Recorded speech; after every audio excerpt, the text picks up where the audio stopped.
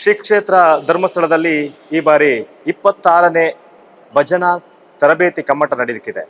ಈ ಕಾರ್ಯಾಗಾರದಲ್ಲಿ ಹಲವಾರು ಭಜನಾ ಸಮಿತಿಗಳು ಬಂದು ಇಲ್ಲಿ ಭಜನೆಯ ಕಾರ್ಯಾಗಾರದಲ್ಲಿ ಪಾಲ್ಗೊಳ್ಳಿಕ್ಕಿದ್ದಾರೆ. 26 ವರ್ಷ ಅಂತ ಹೇಳಿದ್ರೆ ಹೆಚ್ಚು ಕಮ್ಮಿ ಈ ದಾರಿ ಏನಿದೆ, ನಡೆದು ಬಂದ ದಾರಿ ಏನಿದೆ, ಅದು ನಿಜಕ್ಕೂ ಒಂದು ಅದ್ಭುತ.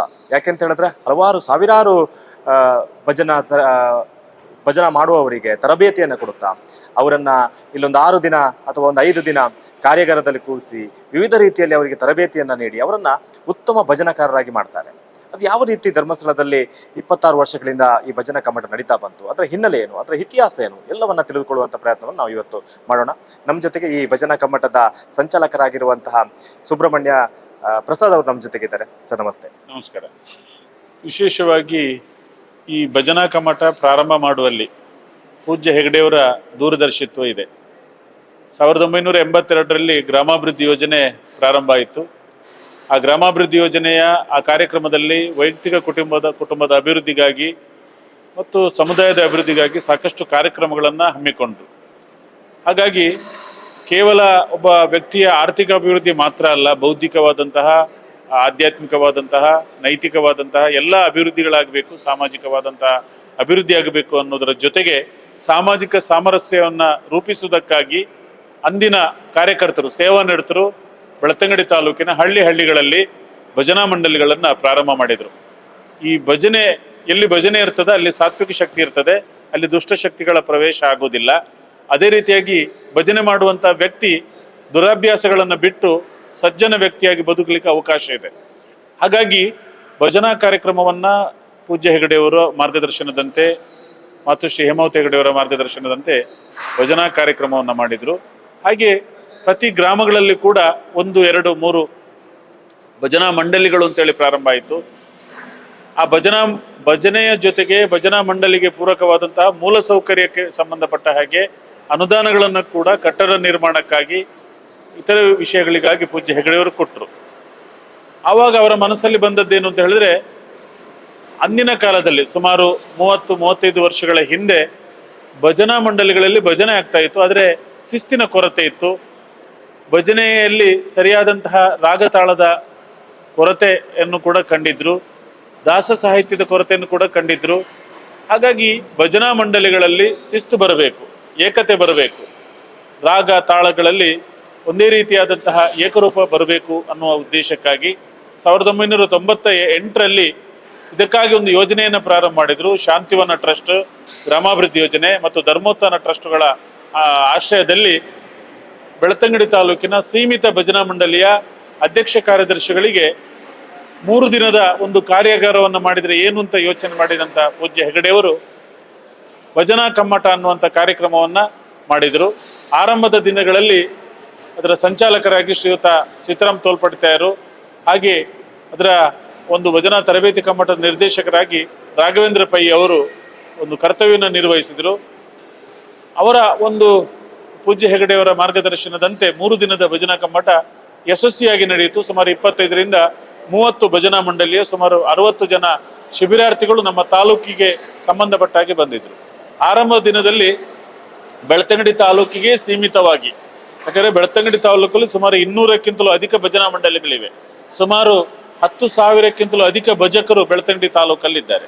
ಹಾಗಾಗಿ ಈ ನಿಟ್ಟಿನಲ್ಲಿ ಆರಂಭದ ವರ್ಷಗಳಲ್ಲಿ 3 ದಿನಕ್ಕೆ ಸೀಮಿತವಾಗಿದ್ದ ಕಮ್ಮಟ ಅನಂತರ 3 ವರ್ಷದ ನಂತರ 7 ದಿವಸದ ಕಮ್ಮಟವಾಗಿ ರೂಪುಗೊಂಡಿತು, ಪರಿವರ್ತನೆ ಆಯಿತು. ಆರಂಭದ ದಿವಸಗಳಲ್ಲಿ ಈ ಒಂದು ಭಜನಾ ಕಮ್ಮಟಕ್ಕೆ ಬರುವಲ್ಲಿ ಶಿಬಿರಾರ್ಥಿಗಳ ಕೊರತೆ ಇತ್ತು, ಆಸಕ್ತಿ ಕೊರತೆ ಇದ್ದಿರಬಹುದು.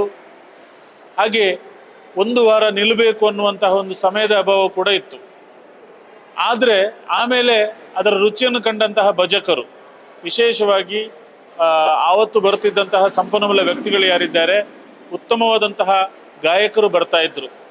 ಹಾಗಾಗಿ ಅವರ ಒಂದು ಹಿನ್ನೆಲೆ ಗಾಯಕರ ಅಥವಾ ವಿಶೇಷವಾಗಿ ಸಂಪನ್ಮೂಲ ವ್ಯಕ್ತಿಗಳ ಒಂದು ಹಾಡುಗಾರಿಕೆ, ಅವರ ತರಬೇತಿಯಿಂದ ಪ್ರೇರಿತರಾದಂತಹ ಭಜಕರು ಮುಂದಿನ ದಿವಸಗಳಲ್ಲಿ ದೊಡ್ಡ ಸಂಖ್ಯೆಯಲ್ಲಿ ಬರಲಿಕ್ಕೆ ಪ್ರಾರಂಭ ಮಾಡಿದರು.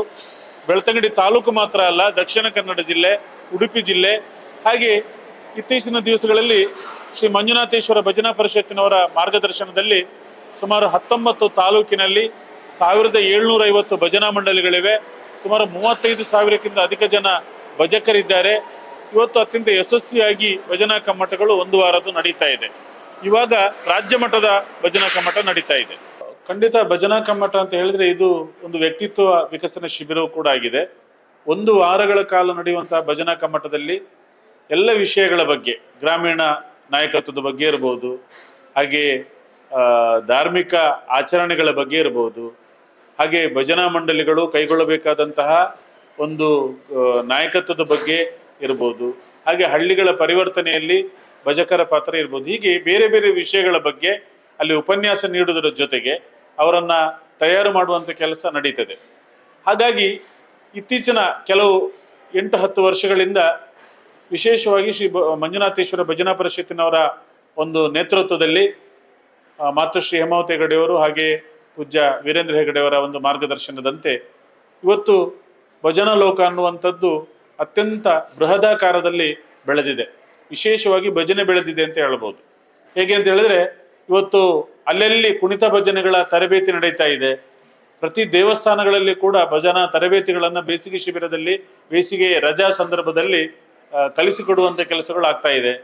ಹಾಗಾಗಿ ಮಕ್ಕಳಿಗಿರ್ಬೋದು, ಯುವಕ ಯುವತಿಯರಿಗೆ ಎಲ್ಲರಿಗೂ ಕೂಡ ಇವತ್ತು ಕುಣಿತ ಭಜನೆ ಬಗ್ಗೆ ಇರ್ಬೋದು, ಅದರ ಜೊತೆಗೆ ಕುಳಿತು ಹಾಡುವ ಭಜನೆ ಹಾಡುಗಳ ಬಗ್ಗೆ ಇರ್ಬೋದು, ದಾಸರ ಹಾಡುಗಳ ಬಗ್ಗೆ ಇರ್ಬೋದು, ಹೇಳಿಕೊಡುವಂಥ ಒಂದು ಕೆಲಸ ಇವತ್ತು ಆಗ್ತಾ ಇದೆ.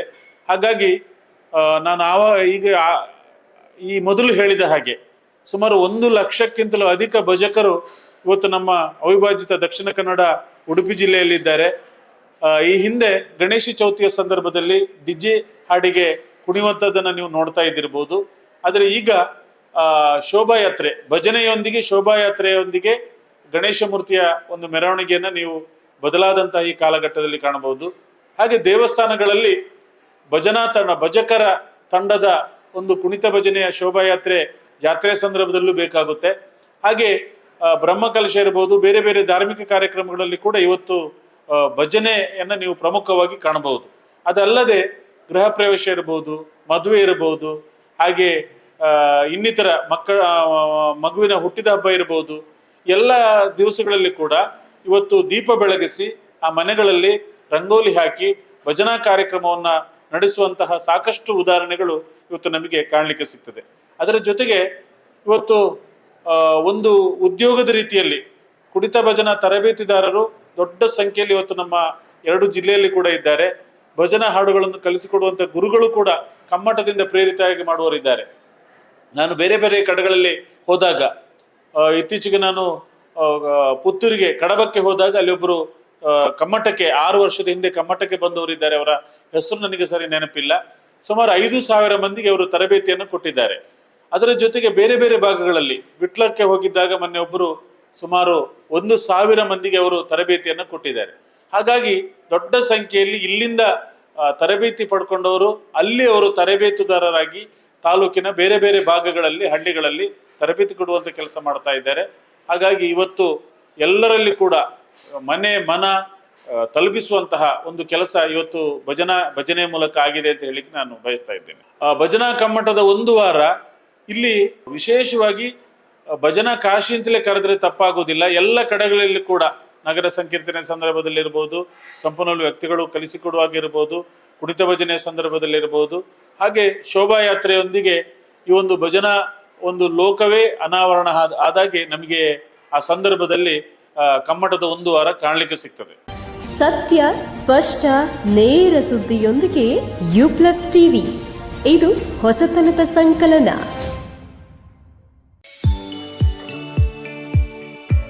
STM multi speciality hospital Ujire 200 ಹಾಸಿಗೆಗಳಿರುವ ಒಳರೋಗಿ ವಿಭಾಗದಲ್ಲಿ ರೋಗಿಗಳ ಬೇಡಿಕೆಗೆ ಅನುಗುಣವಾಗಿ 100 ಹಾಸಿಗೆಗಳ general ward, 38 semi special ward, 41 special rooms, 2 deluxe ward, 9 ಹಾಸಿಗೆಗಳಿರುವ ICU ಹಾಗೂ 10 ಡೇ ಕೇರ್ ಬೆಡ್ಗಳು ಲಭ್ಯವಿದೆ.